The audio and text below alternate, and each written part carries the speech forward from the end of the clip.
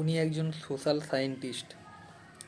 দেখুন সায়েন্টিস্ট কি বলছে, তারপরে কমেন্ট করুন, মজা নিন। সোশ্যাল সায়েন্টিস্ট আমি জানতে পেরে গেছি যে এই যে বৃষ্টিটা হচ্ছে, এই বৃষ্টিটার পেছনে সায়েন্টিফিক রিসার্চ আছে।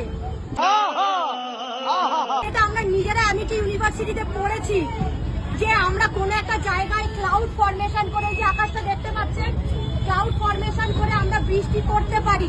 ঠিক আছে, সেই বৃষ্টিটা আমাদের ওয়েস্ট বেঙ্গলে করানো হয়েছে যাতে আমাদের ওয়েস্ট বেঙ্গলটা জলের তলায় চলে যায়।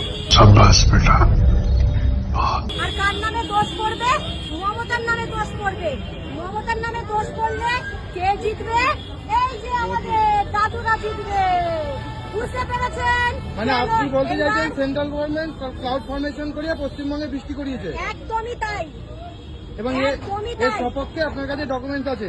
অবশ্যই আছে, অবশ্যই আমার কাছে সব ডকুমেন্টস আছে। সেই কারণে আজকেই কেন সেন্ট্রাল থেকে ট্রেন আসলো, কেন আমার সঙ্গে এত বিহারিরা ঘুরছে, একটা বাঙালিকে পাচ্ছি না, একটা মহিলাকে পাচ্ছি না।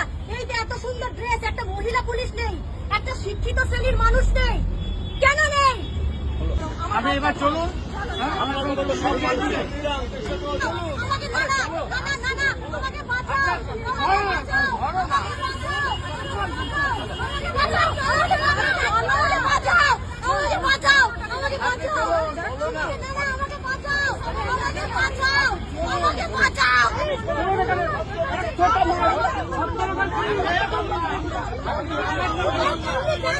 আজ কলকাতার বিধাননগর চত্বর এক বিরল ঘটনার সাক্ষী হয়ে থাকল।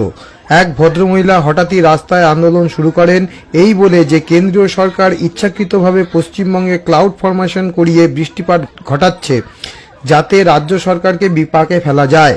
ঘটনাস্থলে উপস্থিত হন মালিকতলা থানার অফিসাররা। তাদের অনেক অনুরোধেও ওই মহিলা থানায় যেতে চান না। পুলিশের উপর আক্রমণ করেন, রাস্তায় শুয়ে পড়েন। বিঘ্নিত হয় যান চলাচল, বেশ কিছুক্ষণ আটকে থাকে রাস্তা।